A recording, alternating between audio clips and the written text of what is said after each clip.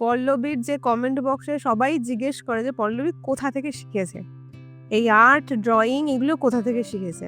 বিশেষত আমি যখন বাইরে বেরোই এখন কিছু সবার সাথে অনেকের সাথে দেখা হয় ট্রেন, বাসে যে ছুটে এসেই বলে যে, "ও দিদি আমি তোমার ভিডিও দেখি" বা কোনো কাকিমা বা আ বড় কোনো কেউ এসেই বলছে যে, "তোমার ভিডিও আমি দেখি, প্রতিদিন দেখি।"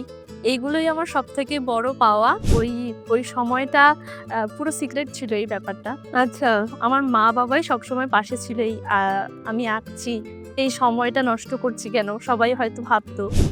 আমি খুব প্রত্যন্ত গরিব ঘরের এক মেয়ে। আমার বাবা পেশায় মেলার খেলনা দোকানের বিক্রেতা। আচ্ছা। তো সেই উপার্জন থেকেই বাবা আমাকে যেটুকু পারত কিনে দিত। সবসময় বাবা চাইতো যে আমি এই কাজ নিয়ে এগোতে পারি। মেয়ে সন্তান মানেই একটা বার্ডেন। মেয়ে সন্তান মানেই মানে তাকে একটা তুচ্ছ-তাচ্ছিল্য করা বা সে ডেভেলপ করতে পারবে না বা এই ধরনের মেন্টালিটি এখন প্রচুর জায়গায় এখনো আছে। সেখান থেকে কন্যাশ্রী অ্যাওয়ার্ড পেয়েছি আমি মাননীয় মুখ্যমন্ত্রী মমতা বন্দ্যোপাধ্যায়ের হাতে ধনধান্যে স্টেডিয়ামে। আচ্ছা, কন্যাশ্রী অ্যাওয়ার্ড ২০২৩ সালে। আচ্ছা। তারপর ওটার থেকে শুরু হলো। তারপর পশ্চিমবঙ্গ মহিলা কমিশন থেকে হুম। রাজ্যের ২৪ জন নারীর লড়াইয়ের কাহিনী দিয়ে ছবিসহ ২০২৪ সালের ক্যালেন্ডার তৈরি হয়েছিল, যার আচ্ছা। মধ্যে আমিও আছি। কিন্তু এই যে মানে কারোর ফেস আঁকা এটা কিন্তু প্রচুর মানে কঠিন একটা ব্যাপার। তো এটা কোথাও না শিখে তুমি যেটা করো এটা মানে সবাই আই থিংক দর্শক এটা শুনে অবাক হবে যে না এটা ও কোথাও না শিখে এটা করতে পারে। মমতা শঙ্কর ম্যামের হাতে আমি যখন তার প্রতিকৃতিটা এঁকে দিয়েছিলাম, তো ম্যামের এতই পছন্দ হয়েছে যে আম বলেছেন উনি কিছু কথা আমার এতই ভালো লেগেছে। এটা নেই, সেটা নেই, ওটা নেই। এটা নেই, এগুলো অজুহাত। এগুলো অজুহাত দিয়ে কোনো লাভ নেই। আমার কাছে যা আছে, আমার যদি একটা ছোট আমার অ্যান্ড্রয়েড একটা যেকোনো ফোন থাকলেই আমি যদি ওটার থেকেই শুরু করতে পারি, তাহলে অবশ্যই আমি এগোতে পারবো। তো এই কোয়েশ্চেনটা আমি করছি। করাটা ঠিক হবে নাকি আমি জানি না। তোমার যদি মনে হয় যে তুমি স্কিপ করে যেতে পারো যে এখন ম্যাক্সিমাম যাদের মোটামুটি একটু 50K 1K ফলোয়ার্স হয়ে যায় যারা একবার সিলভার বাটন পেয়ে যায় তারা একটু নিজেকে একটু কিছু ভাবতে শুরু করে।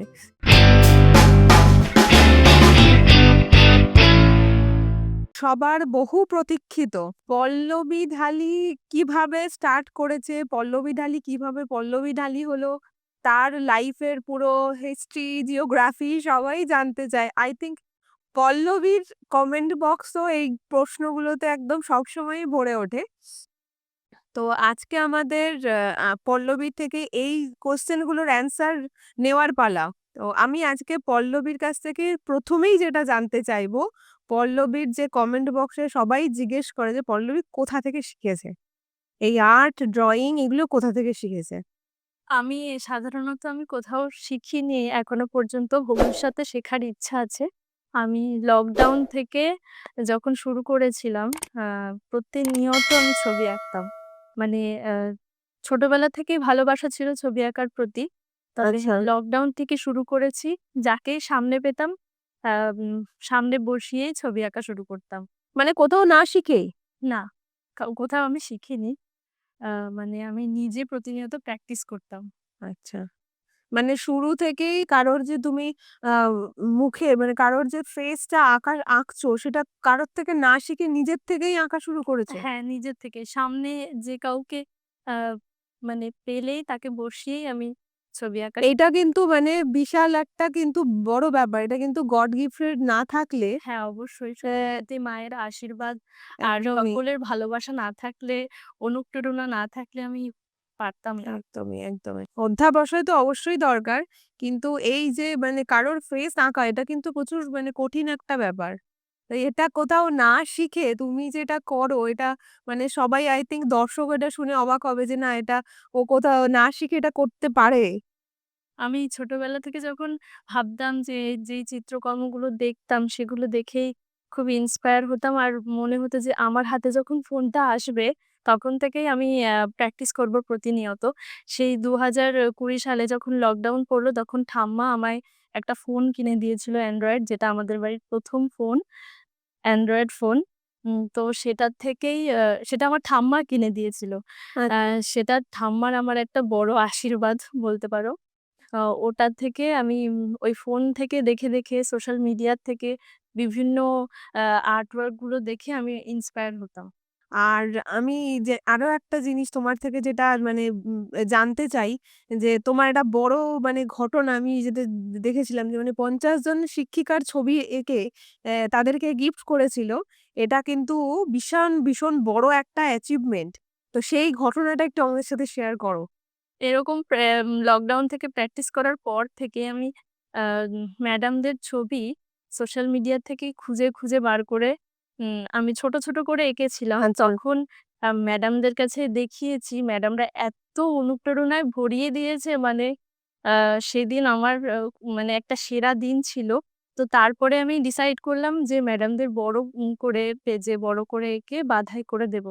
তো শিক্ষক দিবসের দিন আমি ২০২২ সালের ৫ই সেপ্টেম্বর আমি এই উদ্যোগটা নিয়েছি। ৬ মাস আগের থেকে আমি আঁকা শুরু করেছিলাম। আচ্ছা। প্রায় ৫০ জন আম শিক্ষিকার ছবি, অশোকনগর আদর্শ বালিকা বিদ্যালয়ের আমার স্কুল।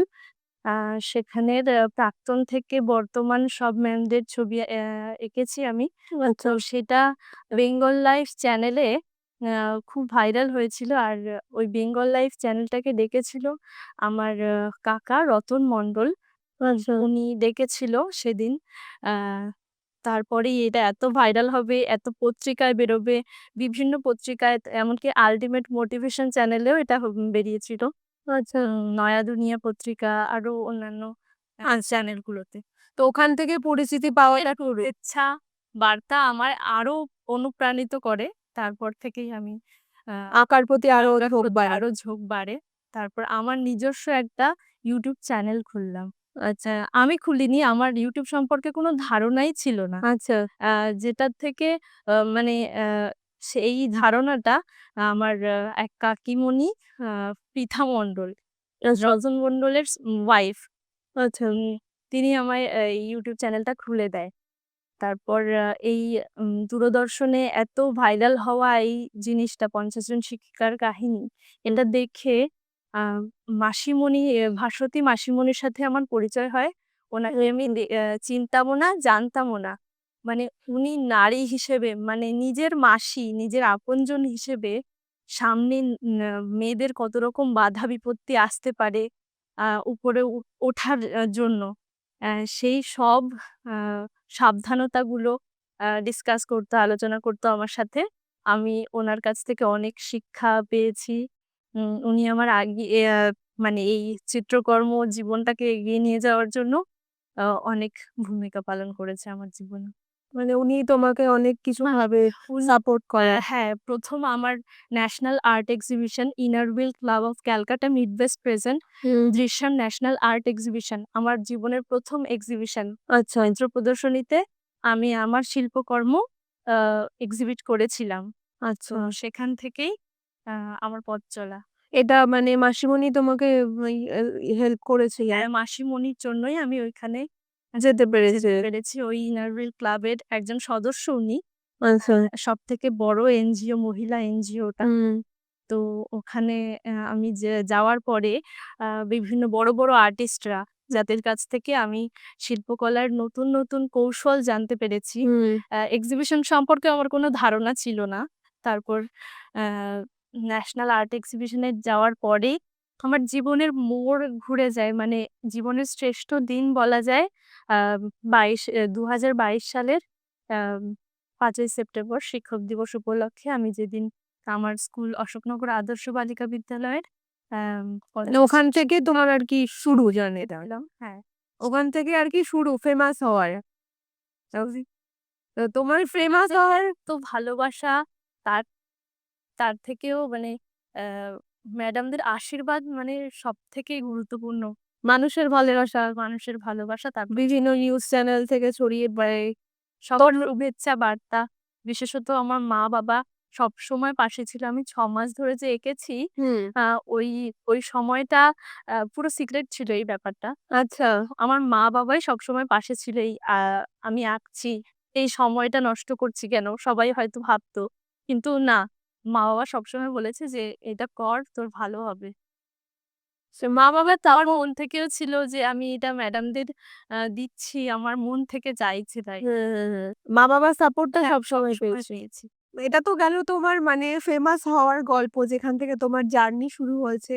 তোমার যেখান থেকে লোক চিনতে শুরু করেছে। যে তোমার ছোটবেলাটা কেমন ছিল? ছোটবেলার গল্প একটু শোনাও আমাদেরকে। মানে কেমনভাবে কেটেছে? তুমি গ্রামে না শহরে বড় হয়েছো? না, আমি গ্রামেই সবসময় ছোটবেলা থেকে আমি গ্রামেই বড় হয়েছি। হাবড়ার বিদ্যাসাগর পল্লী। আচ্ছা। সেখানে আমি ছোটবেলায় আমার আঁকাটা ভালো লাগতো। আমি হুম। নিজে, নিজে বসে সময় যেটুকু পেতাম পড়ার পাশে, সেটুকুন ছবি আঁকার সময়টাই আমার ছোটবেলা থেকে ছবি আঁকাটা নিয়েই বড় হওয়ার ইচ্ছা ছিল। তাহলে তো সে সেটা নিয়েই আশাটা পূরণ হয়েছে। হ্যাঁ, হ্যাঁ। পড়াশোনা এখনো করছো? হ্যাঁ, এখন কলেজের 3rd ইয়ারে। 3rd ইয়ার হচ্ছে। তোমার তো এখন মানে কি বলবো, তোমার YouTube চ্যানেল এত বড়, তোমার তোমার Facebook পেজ এত বড়। মানে এখান থেকে তোমার এত লাখ, লাখ ফলোয়ার্স। তার সাথে, সাথে পড়াশোনা করা। তো এইগুলো তুমি কিভাবে ম্যানেজ করো? এইগুলো মানে যেটা মন থেকে চায়, যেটা ভালোবাসা যেই কাজের প্রতি, সেটা যদি ইচ্ছাশক্তি থাকে তাহলে অবশ্যই সব কাজের মধ্যেও এগুলো হয়ে যায়। একদম। সেটাই আমার ছিল ইচ্ছাশক্তি। YouTube মানে তো মানে সেখানে রেগুলার বেসিস এ একটা ডেইলি বেসিস এ কনটেন্ট দিতে হবে। টাইম টু টাইম মেইনটেইন করতে হবে। হুম। পোস্ট করতে হবে। এই সমস্ত কিছু তো তোমাকে একদম টাইমলি এক্সাক্টলি হ্যাঁ, হ্যাঁ। করতে লাগে। ১ম আমি সপ্তাহে ২ টো করে ছাড়তাম। বড় ভিডিও করতাম। কিন্তু এখন আমি ছোট ভিডিওর প্রতি ফোকাস করছি। মানে সব বিশেষত শর্টস। হ্যাঁ, শর্টস। অ্যা যারা ছোট, ছোট ভাই-বোনেরা বিশেষত আমার আচ্ছা ফ্যান। হ্যাঁ। দেখে ওদের ভালোবাসা সত্যিই আমি আরো নতুন, নতুন ক্রিয়েটিভিটি করার চেষ্টা করি ওদের ভালোবাসা থেকে। শুধু মানে ছোটরা না বড়রাও দেখে আমার আ অনেক শুভেচ্ছা বার্তায় ভরিয়ে দেয়। তো আমি সেখান থেকেই শিল্পকর্ম আমার আরো উন্নত হয়ে যায় যেভাবে সেই দিকেই ফোকাস করছি। এই যে তুমি বললে যে প্রচুর বাচ্চারা তোমার মানে সত্যিই তাই প্রচুর বাচ্চারা কিন্তু তোমার প্রচুর ফ্যান। হ্যাঁ, হ্যাঁ। তারা তোমার জিনিসগুলোকে কপি করার চেষ্টা করে, সেগুলো আঁকার চেষ্টা করে। হ্যাঁ, কিন্তু এটা দেখেই আমার ভালো লাগে যে আমার কাজ দেখে ইন্সপায়ার হয়ে তারা শিখতে পারছে। হ্যাঁ। এটা আমার খুব ভালো লাগে। এবার এ ইয়ান আমার একটা জিনিস মনে হয় যে অনেক সময় না এখনকার দিনে মেক্সিমাম মানে বাবা-মায়েরা এটা ভাবে যে কোথাও থেকে শিখলে যে কোয়েশ্চেনটা সবাই তোমাকে করে যে তুমি কোথাও থেকে শিখেছো নাকি? কেন মেক্সিমাম বাবা-মায়েদের এটা মনে হয় যে বোধহয় কোথাও থেকে শিখলে তবেই গিয়ে তার বাচ্চা কিছু শিখতে পারবে। তো মানে তাদের উদ্দেশ্যে তুমি কি বলতে চাও? না অবশ্যই ছবি আঁকার জন্য শিক্ষাগুরু প্রয়োজন। কিন্তু চর্চাটাও তার পাশাপাশি অবশ্যই অ্যা যার মধ্যে যেটা আছে সেটা নিয়ে সে যদি নিজের ইচ্ছায় এগোতে চায় তাও পারবে। তবে শিক্ষাগুরু হলে আরো বেটার হবে। তোমার তো এখন মানে বয়সও অনেক কম। তো মেক্সিমাম সবাই এই বয়সে পড়াশুনো নিয়েই মোটামুটি সবাই ব্যস্ত থাকে। তো সেই ক্ষেত্রে তুমি একটা মানে ডিফারেন্ট দিক বেছেছো। একটা ডিফারেন্ট তুমি উম প্রফেশন চুজ করেছো। তো বেসিক্যালি তুমি প্রফেশন হিসেবেই তো এখন থেকে স্টার্ট করেছো। তো সেই ক্ষেত্রে তোমাকে কতটা মানে বাধা পেরোতে হয়েছে বা এখনো পেরোতে হচ্ছে? এখনো সেরকম কোনো বার্ডেনস আছে নাকি? সেইগুলো মানে কিরকমভাবে তুমি কি সেগুলো সলভ করছো? বাধা বলতে আ আর্থিক দিক থেকে যেমন আমি খুব প্রত্যন্ত গরিব ঘরের এক মেয়ে। আমার বাবা পেশায় মেলার খেলনা দোকানের বিক্রেতা। তো আচ্ছা। সেই উপার্জন থেকেই বাবা আমাকে যেটুকু পারত কিনে দিত। সবসময় বাবা চাইতো যে আমি এই কাজ নিয়ে এগোতে পারি। বাবা-মা দুজনই সাপোর্টিভ। সাপোর্টিভ সবসময়। অনুপ্রেরণা থেকে শুরু করে আ এই বিভিন্ন রং তুলি যেগুলো আঁকার জন্য প্রয়োজনীয় সব সামগ্রী যখন যা চাইতাম কিনে আনতো বাবার পারিশ্রমিক অনুযায়ী। তুমি কি বাবা-মায়ের একমাত্র সন্তান? না আমার ভাই আছে ক্লাস 4 এ পড়ে এখন। আচ্ছা।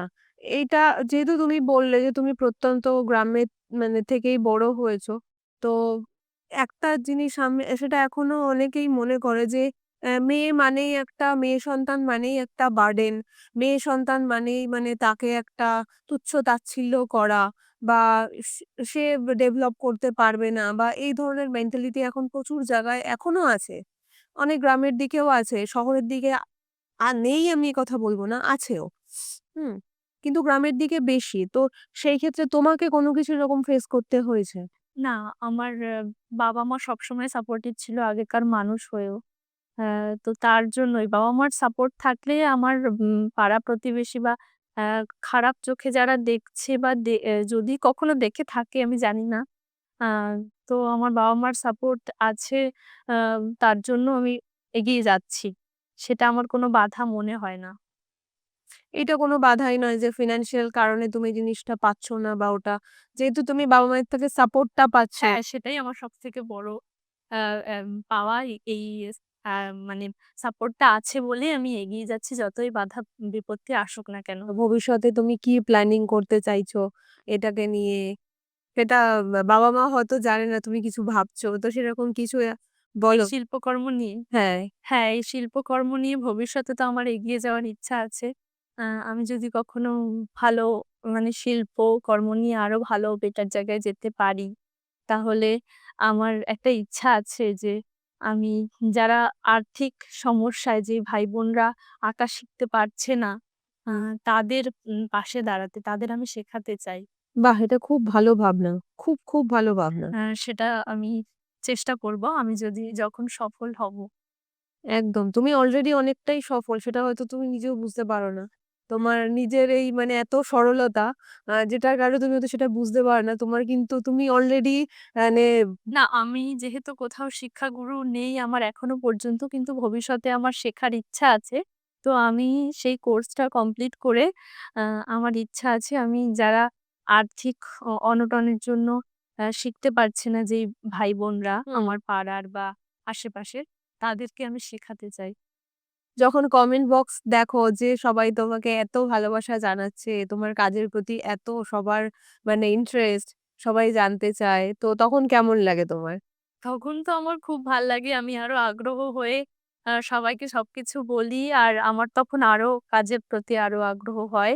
নতুন শিল্পকর্ম তৈরির প্রতি আগ্রহ হয়। বিশেষত আমি যখন বাইরে বেরোই এখন, কিছু সবার সাথে অনেকের সাথে দেখা হয় ট্রেন, বাসে, যে ছুটে এসেই বলে যে, "ও দিদি আমি তোমার ভিডিও দেখি।" বা কোনো কান্তিমা বা আ বড় কোনো কেউ এসেই বলছে যে তোমার ভিডিও আমি দেখি, প্রতিদিন দেখি। এইগুলোই আমার সবথেকে বড় পাওয়া। এইগুলোর জন্যই আমি আরো নতুন কাজের প্রতি আগ্রহ পাচ্ছি। এগুলো খুব মানে আনন্দ দেয় না? হ্যাঁ, এইগুলো আমার সবথেকে বড় পাওয়া জীবনের। তোমার YouTube এ আ সবথেকে মানে কি বলবো? মানে তোমার চ্যানেলে তুমি যেটা মানে ৫০ জন টিচারের যে ছবি এঁকেছিলে সেটা বাদ দিয়ে, তোমার চ্যানেলে এখনো পর্যন্ত সবথেকে হাইয়েস্ট ভিউ আছে এরকম মানে কোন হ্যাঁ, আমি ভিডিওটা? এই বছরই জামাই ষষ্ঠী স্পেশাল একটা মাটি দিয়ে মিষ্টির হাঁড়ি আর মাছ বানিয়েছিলাম। হুম, সেটা সবার প্রচুর ভালোবাসা পেয়েছি। হুম, একদম অরিজিনাল লাগছিল। তো সেটা অডিয়েন্স বলবে আমি জানি না।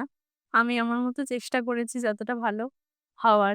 আ Facebook এ সেটা হয়েছে ৭৭,০০,০০০ আর YouTube এ হয়েছে ৯৫,০০,০০০।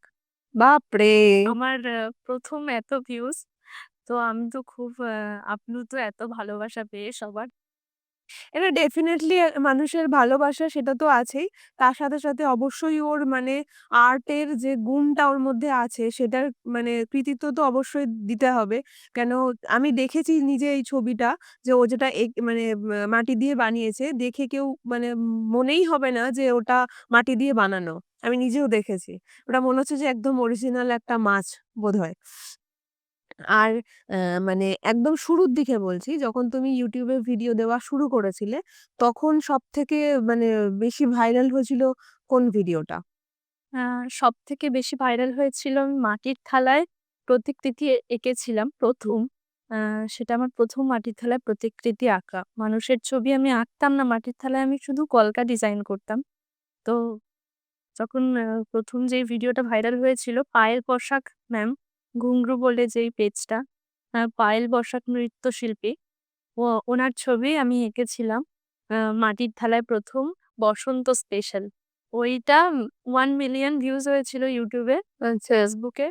তো ওটা 1 মিলিয়ন হওয়া মানে আমার কাছে একটা আশ্চর্যজনক ব্যাপার। সত্যিই তাই।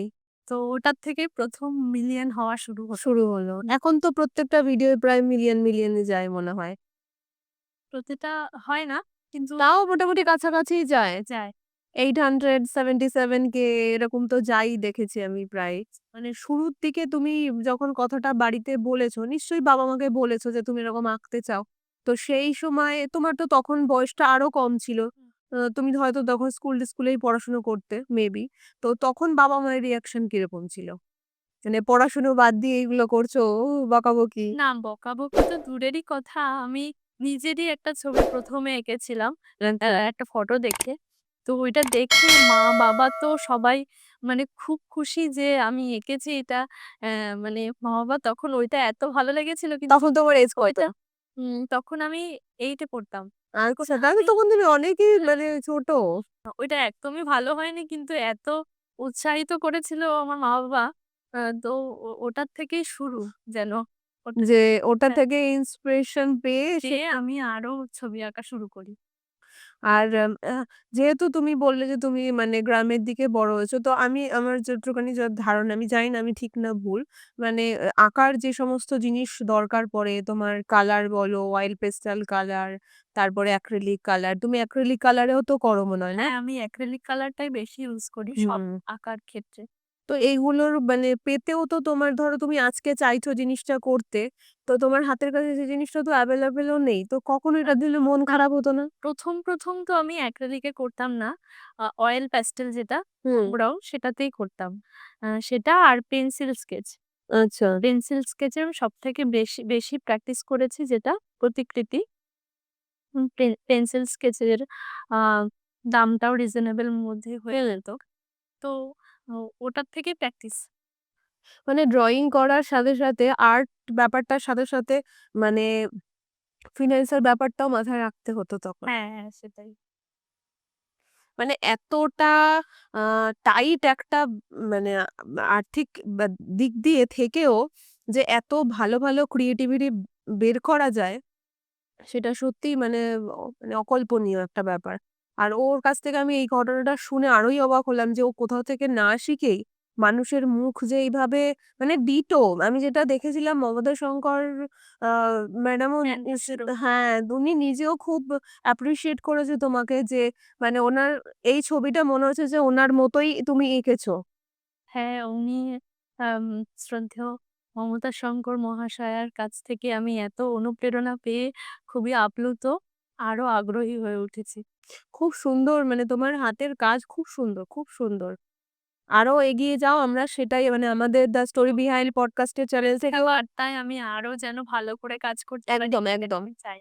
আমরাও আমাদের পুরো গোটা টিমের থেকে তোমাকে শুভেচ্ছা জানাচ্ছি যে তুমি আরো এগিয়ে যাও, আরো বড় জায়গায় পৌঁছাও, আরো ভালো, ভালো কাজ করো। তোমার থেকে আরো নতুন যারা জেনারেশনের আছে তারা আরো বেশি ইন্সপায়ার্ড হোক। আর যেটা তোমার থেকে আরো একটা জিনিস জানতে চাই সেটা হচ্ছে যে মানে তুমি যে এই যে এত জায়গায় যে মানে তুমি যাও এত উম, কিছু অ্যাওয়ার্ডের জন্য, তো সেই সমস্ত জায়গায় তোমাকে যে তোমার কাজগুলোকে তোমার প্রতিভাটাকে যে আরো তারা এগিয়ে নিয়ে গেছে, নিয়ে যেতে যারা সাহায্য করেছে, তার পেছনের মানুষগুলোর কথা আমি জানতে হ্যাঁ, চাইছি। সবার ১মেই যেটা বলব, আমার এই শিল্পকর্মের জীবনকে এগিয়ে নিয়ে যাওয়ার জন্য হুম। সবার প্রথমত আমার মা-বাবা, আমার পরিবার হুম। সবার ১ম এ অনুপ্রেরণা দিয়েছিল। তো তাদের সাপোর্ট ছাড়া কিছুই হতো না। হুম। আ তারপরে আমার স্কুলের শিক্ষিকারা, আমার বন্ধু মহল, তারপর তারপর শুরু এই ম্যাডামদের আ আমার স্কুলের শিক্ষিকারা আমাকে এত অনুপ্রেরণায় ভরিয়ে দিয়েছিল যে আমি আরো প্র্যাকটিস করা শুরু করেছি। তারপরে আ আমার উম রতন মন্ডল কাকা হয়। তিনিও খুব সাপোর্টিভ ছিল আমার আরো এগিয়ে নিয়ে যাওয়ার জন্য এই শিল্পকর্মগুলো। বিভিন্ন চ্যানেলে পোস্ট করা আ আমার কাজগুলো।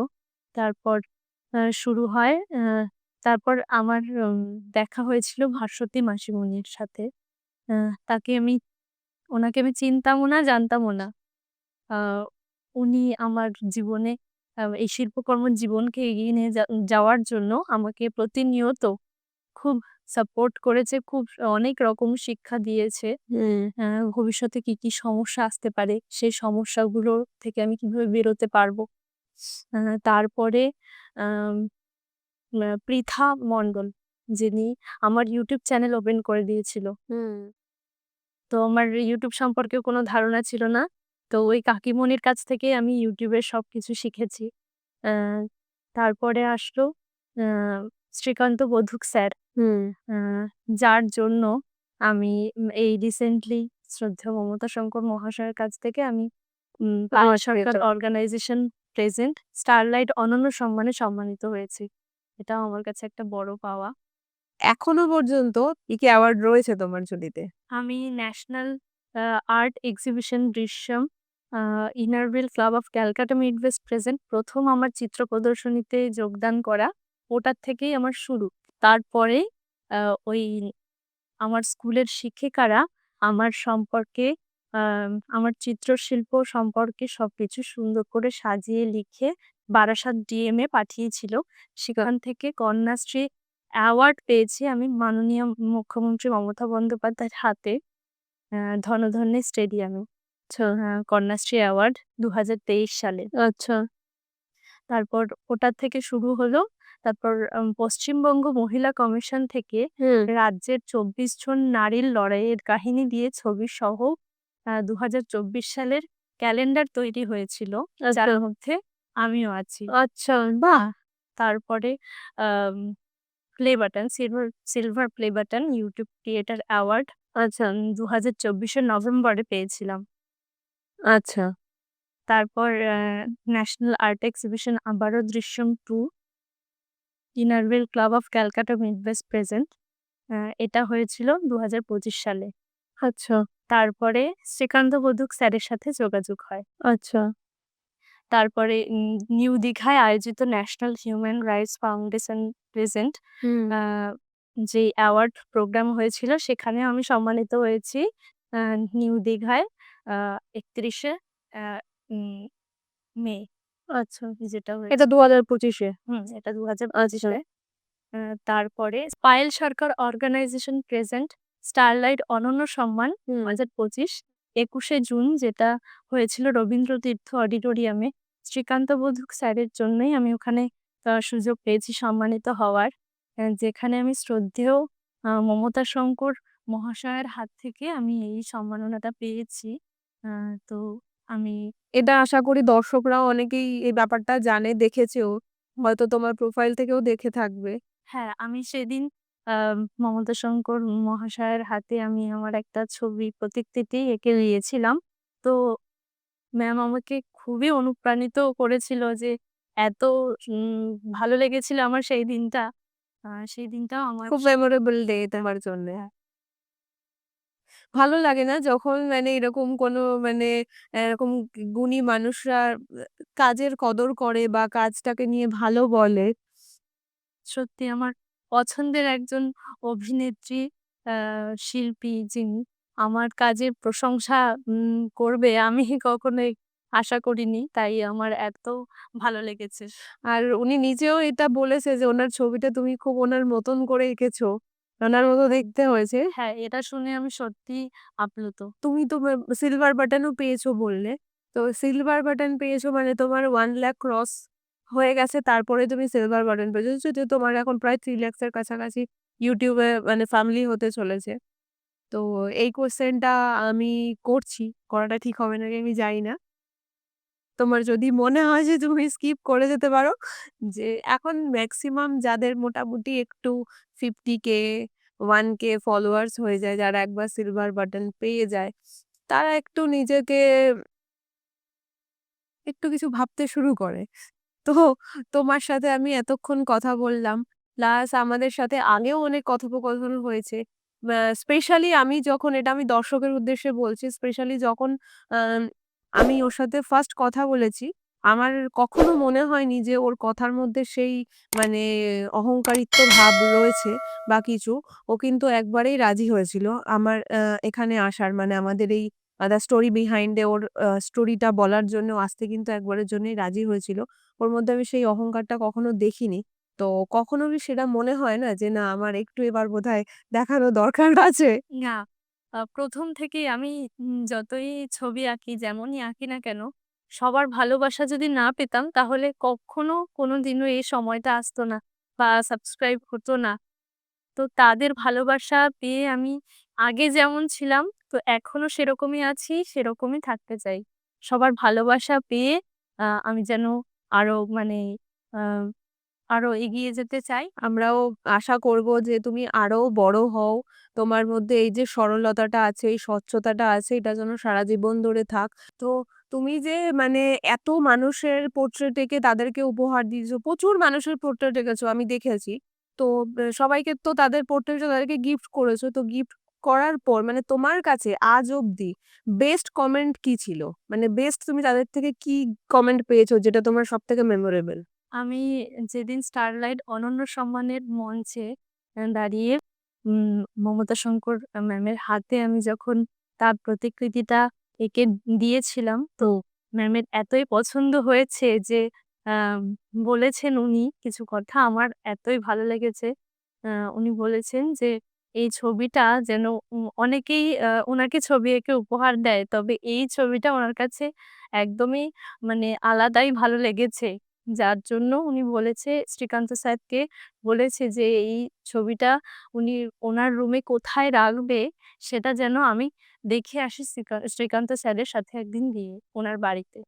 উনি বাহ! আমাকে এটা ইনভাইট তো ও করেছে। এটা আমার কাছে একটা অনেক বড় পাওয়া। সত্যি, সত্যি এটা অনেক বড় পাওয়া। এটা সত্যিই অনেক বড় পাওয়া যে মানে উনি তোমার দেওয়া ছবিটা উনার গ্যালারিতে কোন জায়গায় সেটাকে রেখেছে সেটা স্মৃতি দেখার জন্যে। পুরস্কার যেখানে রেখেছে সেখানে আমার ছবি উনি রেখেছে বলে আমি জানি। এটা এটা আমার কাছে একটা অনেক বড় পাওয়া যেটা ডেফিনিটলি। দেখতে আ আমাকে ইনভাইট করেছে। এতটা তার পছন্দ হয়েছে ছবিটা, আমি যতদূর জানি উনি খুব খুঁতখুঁতে। উনি খুব উনি এটাও খুঁতখুঁতে। বলেছে যে উনি খুব খুঁতখুঁতে ছবি আঁকার ব্যাপারে হ্যাঁ। অনেকে দিয়েছে। যে রেকর্ডটা আমার কাছে আছে। তো ওটা আমি মাঝে, মাঝেই দেখি আর খুব ভালো লাগে আমার। তো এটা সত্যিই একটা আর্টিস্টের কাছে একটা অনেক বড় পাওয়া। এটা তোমার জীবনের সবথেকে বেস্ট কমেন্ট এটা। হুম। আর এখনো পর্যন্ত তোমার YouTube বলো বা Facebook এ বলো মানে যে কমেন্টটা শুনে বা দেখে তোমার সবথেকে খারাপ লেগেছে বা তুমি কষ্ট পেয়েছো বা তোমার চোখে জল এসেছে, এরকম কোনো কমেন্ট? আমার মনে হয় নেই।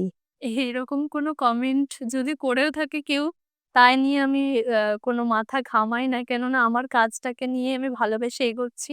তার দ্যাটস গুড। তার সাথে কোনো বাধা আসতেই পারে। তো তাই নিয়ে আমি মাথা ঘামাতে চাই না। আমি কাজ নিয়ে এগিয়ে যেতে চাই আমার। একদম, একদম। এটা খুব গুড মানে কি বলবো স্পিরিট যেটা মানে নেগেটিভিটি নয়। হ্যাঁ, আমি সবসময় পজিটিভ। পজিটিভ থাকতে চাই। আমার কাজের ভিত্তিক। আমার কাজটাকে আমি ভালোবেসে করছি যেহেতু, আ তো কোনো নেগেটিভ কোনো কথা আসছে কিনা সেই দিকে কান দিতে আমি চাই না। তোমার এত ভালো কমেন্টের মধ্যে দুটো একটা যদি কোনো এরকম মানে কমেন্ট থেকে থাকে সেটা মানে চোখে না পড়ারই কথা। আর সেই নিয়ে সময় সেই দেওয়ার মতো সময় কষ্ট করতে আমি হ্যাঁ, আমার মনে হয় সেটা তোমার নেইও। হ্যাঁ। তো আমার একটা একটা ছবি ভিডিও করে সেটা স্ক্রিপ্ট লিখে ভয়েস দিয়ে করতেই আমার ১ দিন সময় লাগে। যার প্রচুর জন্য খাটতে আমি হয়। যারা আমার ভিডিওগুলো দেখছে, অর্ডারগুলো করতে চায় তাদের আমি রিপ্লাই দিতে অনেক লেট হয়ে যায়। তার হুম। মধ্যেই কমেন্টগুলো দেখে কথা বলা, তাদের রিপ্লাই দেওয়ার ডিমোটিভেট কোনো হওয়ার কোনো সময় নেই। তুমি ধরো আজকে কোনো ভিডিও পোস্ট করছো, তো সেই ভিডিও শুট তুমি কতদিন আগে করে রাখো? আ যেই ভিডিওটা আমি ছাড়ছি তারপরে নতুন কি করতে হবে সেটা আমি ভাবনা চিন্তার মাধ্যমে আ আনি বা মাঝে, মাঝে আমার মা-বাবাও আমাকে আ আইডিয়া দেয়। তারপরে যারা আমার ভিডিওগুলো দেখছে এসে তারাও আমাকে আইডিয়া দেয়। সেখান থেকে আমার যেটা পছন্দ আমি সেটা করি। তো একদিন সময় লাগে আমার একেকটা ভিডিও শুট করে ভয়েস ওভার দিতে। আ সারাদিন এটা মানে নিয়েই চলে যায়। সারা দিন-রাত আমার নিমেষেই ফুরিয়ে যায় এটা করেই মানে ভিডিও শুট করতে, করতে। YouTube এ কাজ করে মনে ভিডিওটা হচ্ছে হুট করে দেয়। বিশেষত আমি আমার স্ট্যান্ড আছে, আমি হুম, হাতেও করি। কিন্তু সবথেকে বেশি করে দেয় আমার মা। ভাই, আ বাবাও করে কিন্তু সবথেকে বেশি ভিডিও করে দেয় আমার মা। আচ্ছা। মা প্রচুর মানে সারাদিন খুব ধরে তোমার সারাদিন সাথেই লেগে পাশে থাকে। থাকে আর বাবা তো যখন যা বলি রং তুলি এনে দিতে তখনই সেই দোকান থেকে নিয়ে আসে। তো যারা ধরো মানে নতুন যারা এরকমই শিল্পকর্ম নিয়ে কাজ করতে চাইছে, YouTube চ্যানেল খুলতে চাইছে, YouTube এ কাজ করতে চাইছে।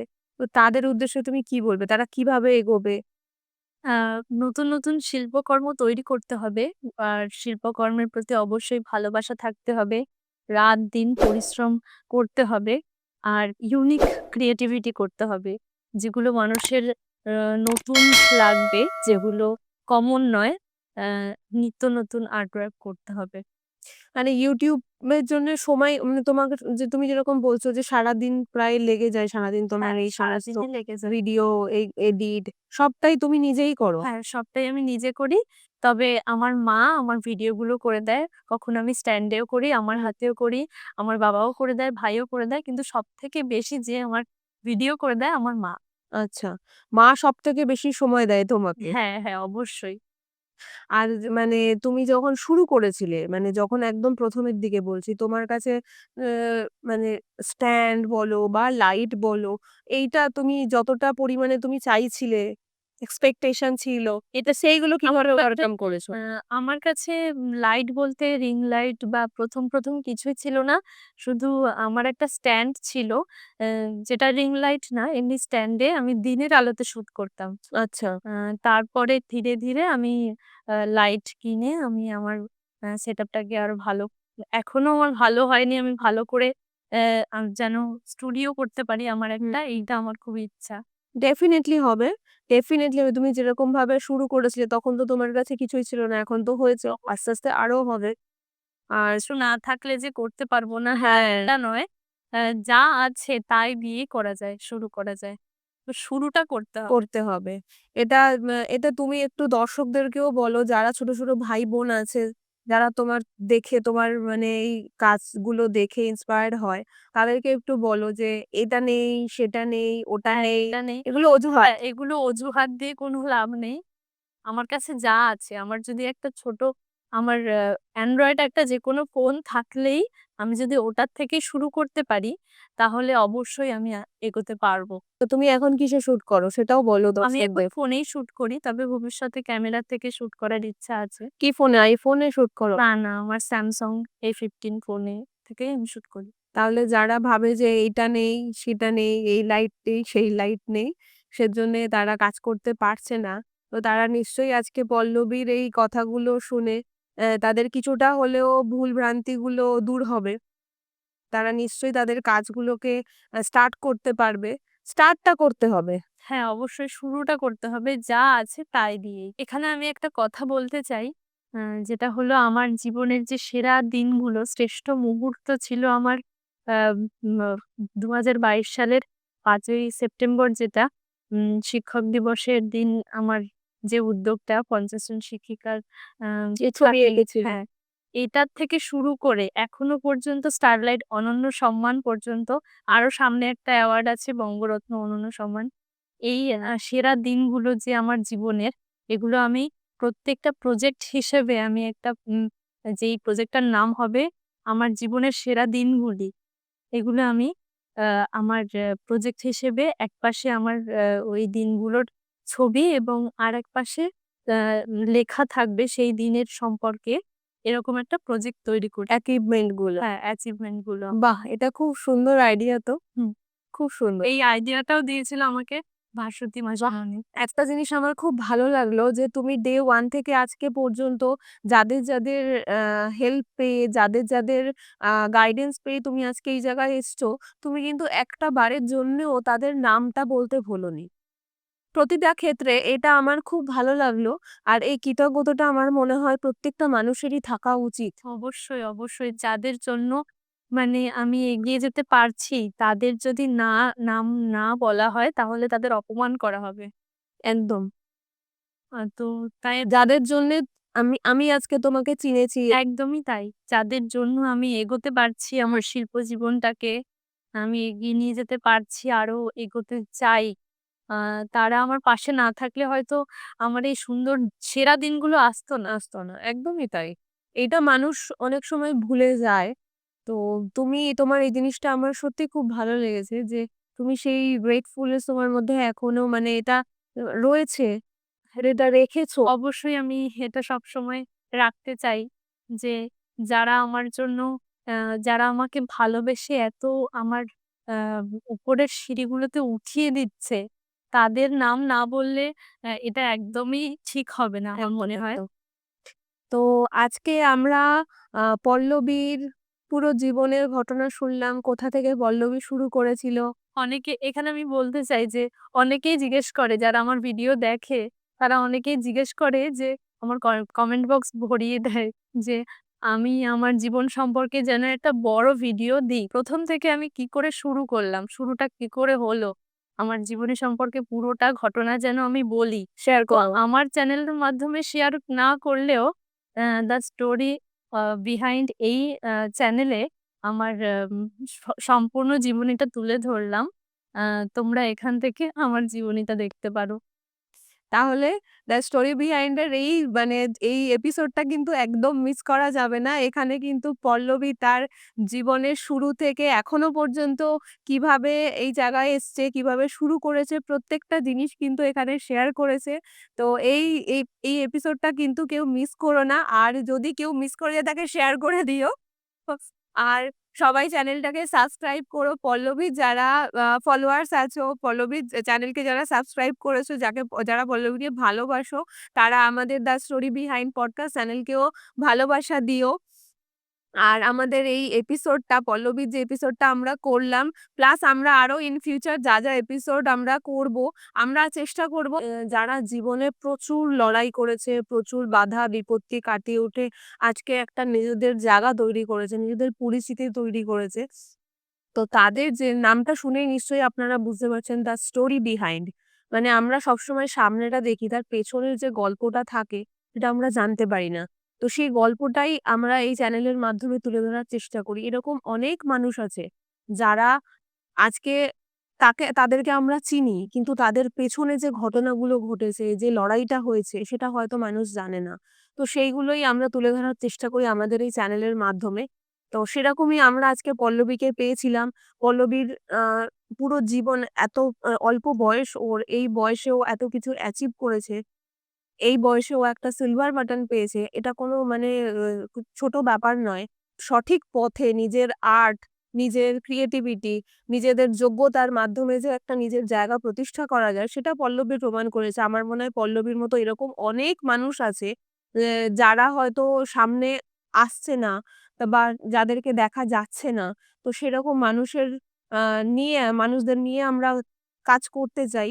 তো আমরা আমাদের স্ক্রিনে নাম্বার দিয়ে রাখলাম।